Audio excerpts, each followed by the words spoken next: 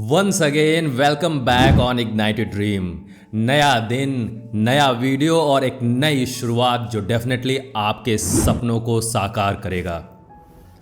Video series on the book of the almanack of Naval Ravikant, एक ऐसी किताब जो आपको वेल्थ क्रिएट करना सिखाती है और उसके साथ साथ जिंदगी को खुशहाल कैसे जिए ये भी सिखाती है। और इसीलिए ये विजडम बहुत इंपॉर्टेंट है और इसी विजडम को लेकर मैं इग्नाइटेड ड्रीम के चैनल पे एक वीडियो सीरीज ऑलरेडी लॉन्च कर चुका हुआ हूं। और इस वीडियो सीरीज में ऑलरेडी मैंने 7 चैप्टर्स कवर कर दिए हैं। I request you please don't miss all these videos, क्योंकि नवल रविकांत के विजडम बहुत बहुत इंपॉर्टेंट हैं आपकी लाइफ के लिए। अभी आई बटन पे क्लिक करके इन वीडियोस को चेकआउट करो सो दैट कि आप भी इन विजडम को अप्लाई करके अपनी लाइफ को चेंज कर पाओ। अगर ये वीडियोस आपको अच्छा लगता है और आपको लगता है कि मेरी लाइफ में कुछ ट्रांसफॉर्मेशन हो रहा है तो इन वीडियोस को दूसरों के साथ भी शेयर करो, बिकॉज शेयरिंग इज केयरिंग। और हाँ, अगर आपको वीडियोस और ये एफर्ट अच्छे लगते हैं तो आप समझ ही गए होंगे, चैनल को तो सब्सक्राइब करना बनता ही है। इग्नाइटेड ड्रीम चैनल को अभी सब्सक्राइब करो, बेल आइकन को हिट करो सो दैट कि आगे आने वाले जितने भी वीडियोस हैं उनके नोटिफिकेशंस आपको एडवांस में मिल जाएं और कोई भी वीडियो आपसे मिस न होने पाए। तो आज की वीडियो में मैं अगले चैप्टर की बात करने जा रहा हूं। Let's move forward.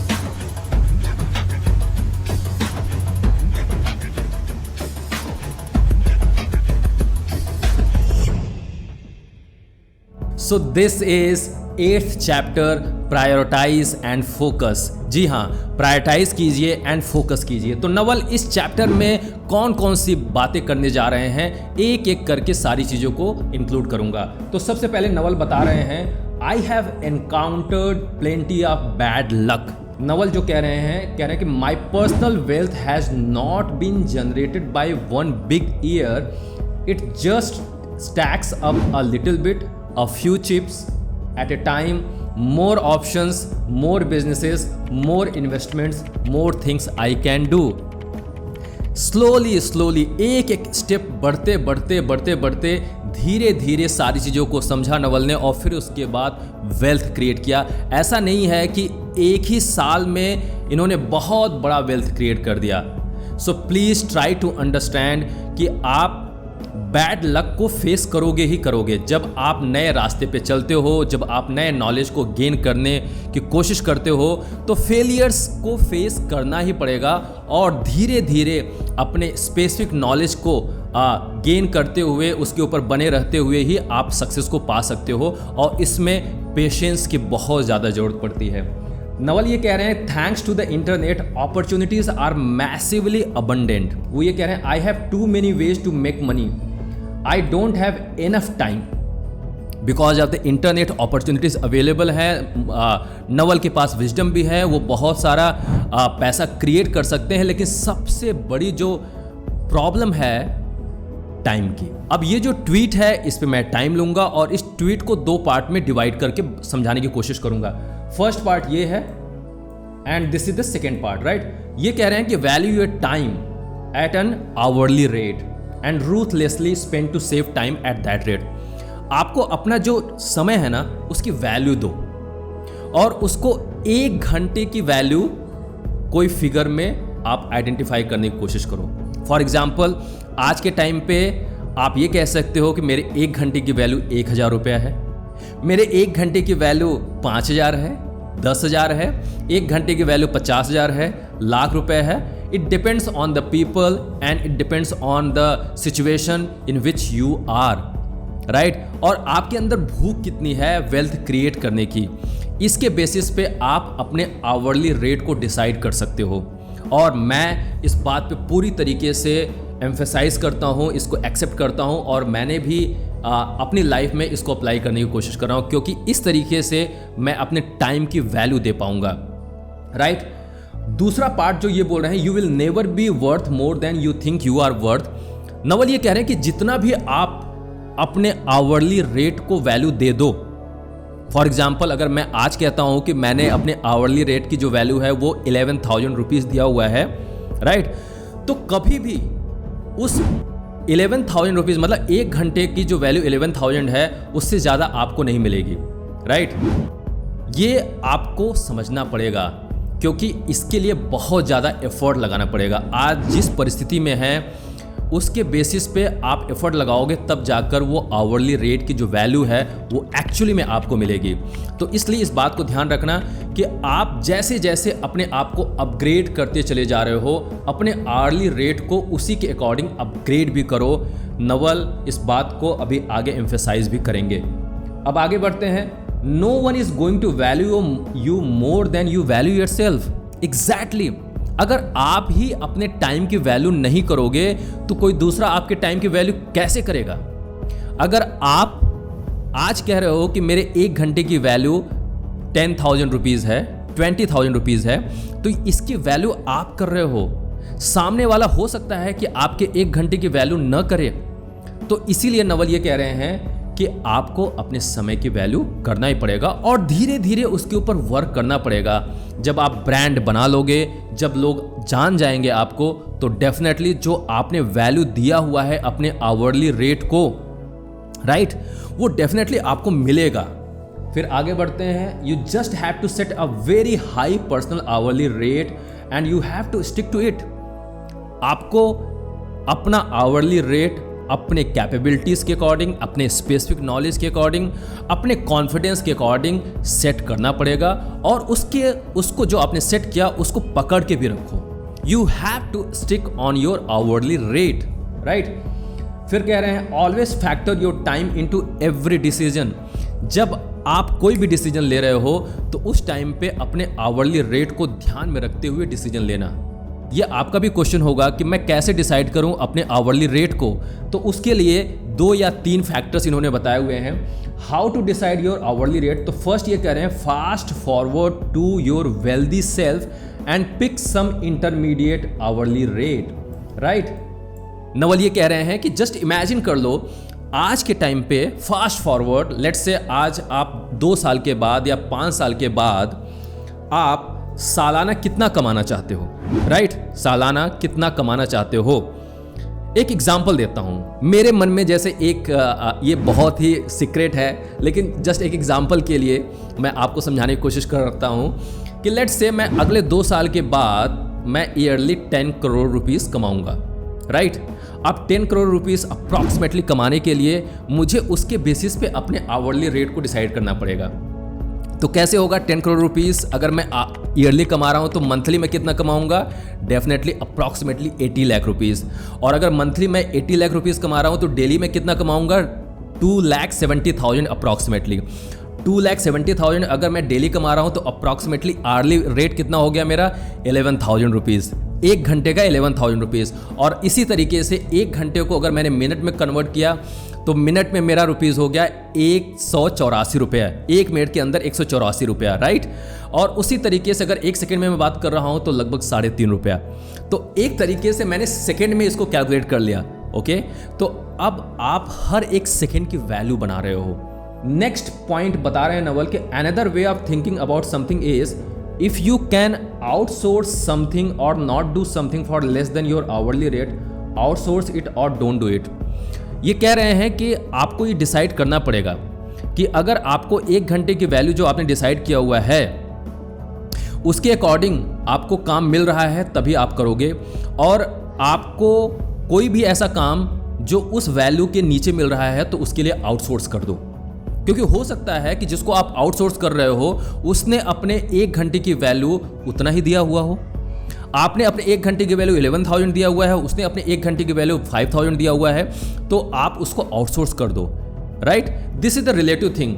ये आपके ऊपर डिपेंड करता है और उस व्यक्ति के ऊपर डिपेंड करता है कि वो कितना पैसा कमाना चाहता है, आप कितने भूखे हो, वो कितना भूखा है, राइट। तो इस चीज़ के ऊपर आपको स्टिक करना पड़ेगा। मैं फिर से यहाँ पे रिपीट कर रहा हूँ कि शुरुआती दौर में आपको ये दिक्कतें आएंगी, आप अपने आवरली रेट को मेंटेन नहीं कर पाओगे, वहाँ पे कई सारे कॉम्प्रोमाइज़ेस करने पड़ेंगे। लेकिन फिर भी अगर जब आप इसको फिक्स करके चलते हो तो कई सारे ऐसे डिसीजंस लाइफ में लेने पड़ेंगे आपको, या लोगे जहाँ पे आप डेफिनेटली फ्यूचर में अपने आवरली रेट को मेंटेन कर ही पाओगे क्योंकि आप उसके लिए एफर्ट लगाओगे।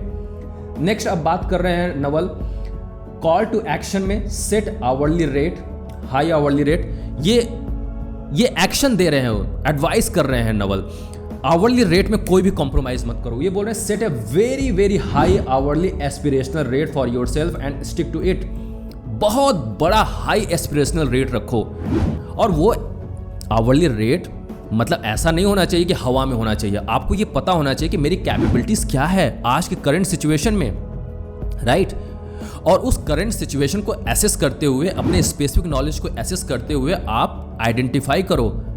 अभी मैं किसी भी नॉलेज में स्पेसिफिकली मैं मास्टरी हासिल नहीं किया हुआ है और मैं ये कह दूं कि आज 1 घंटे में 1 करोड़ कमाऊंगा, this is actually making fool yourself.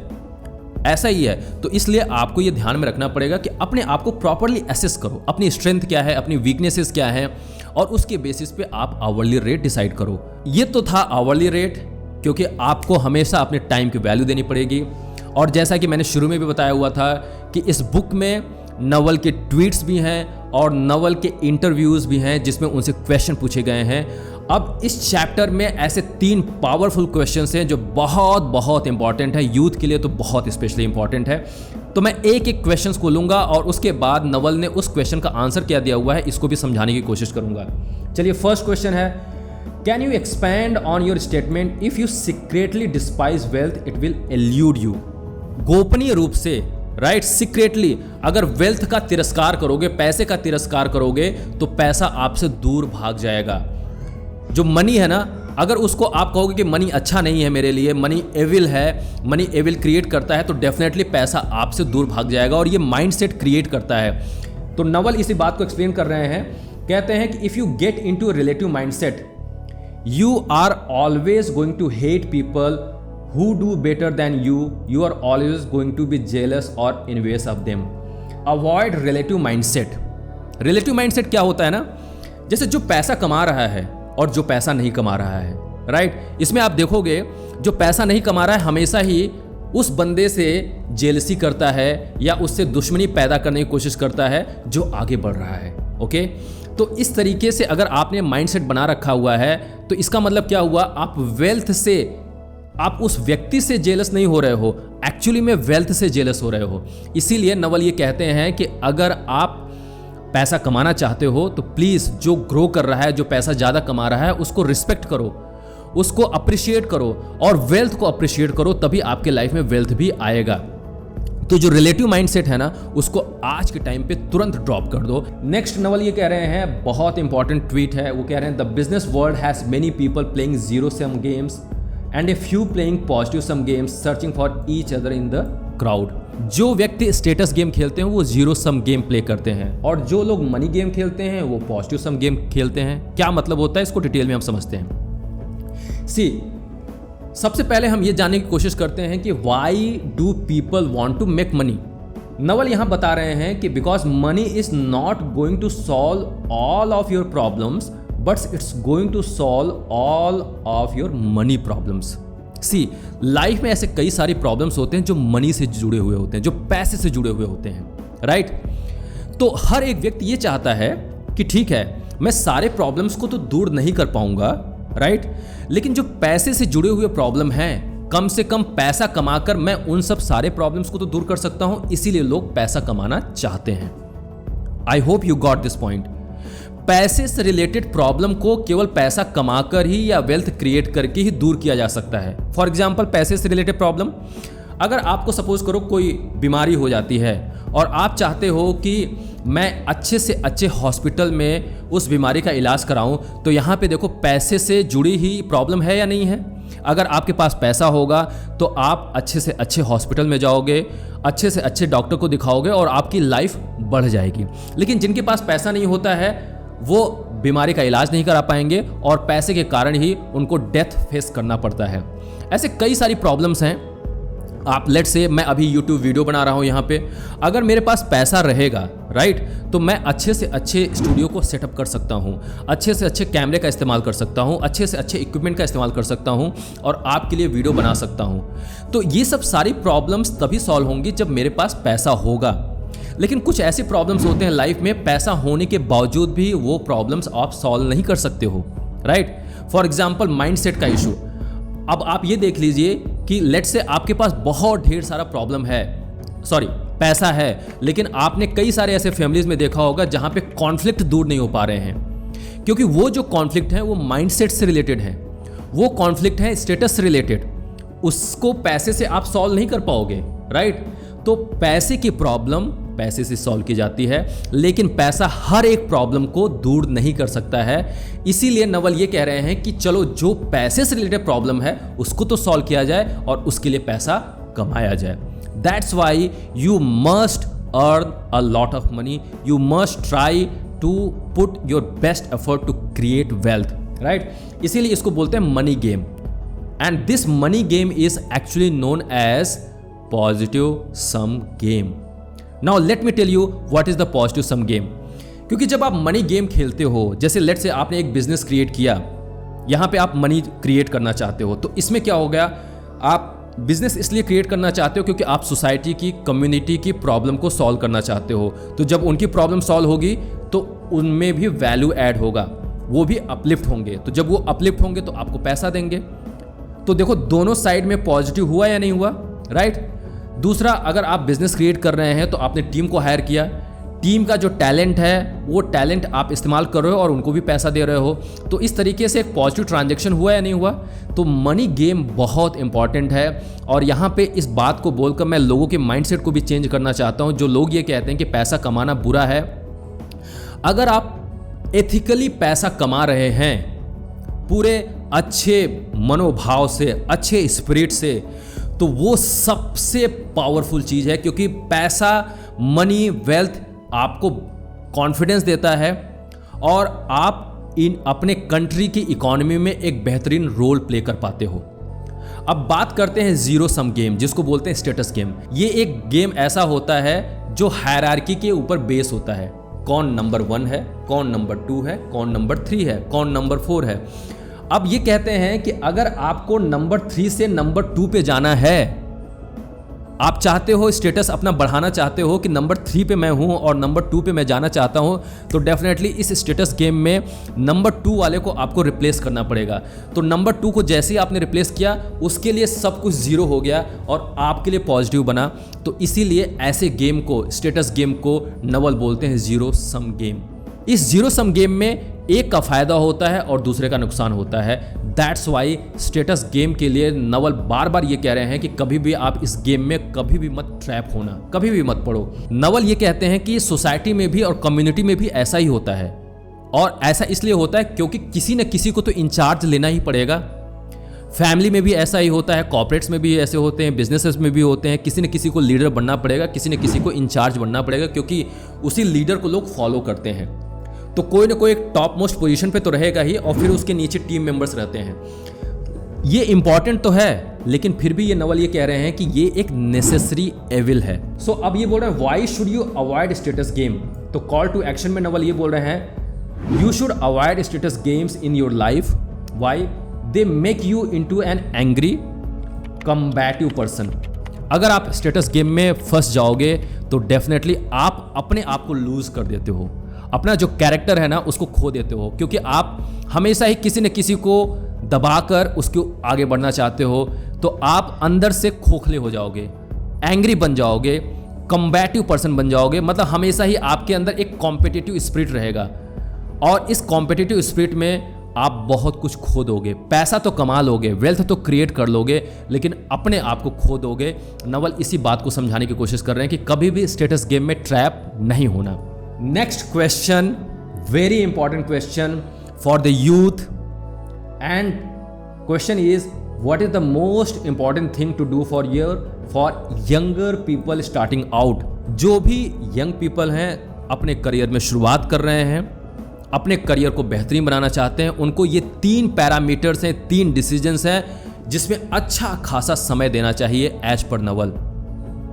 आप कहाँ पे रह रहे हैं, किसके साथ समय बिता रहे हैं, और आप काम क्या कर रहे हैं, ये तीनों इंपॉर्टेंट फैक्टर्स हैं। अब यहाँ पे नवल ये ट्वीट लिखा हुआ इन्होंने, और मैं आपसे रिक्वेस्ट करूँगा कि इस ट्वीट को आप रीड करो, कमेंट बॉक्स में लिख कर बताओ कि आखिर इस ट्वीट का क्या मतलब है।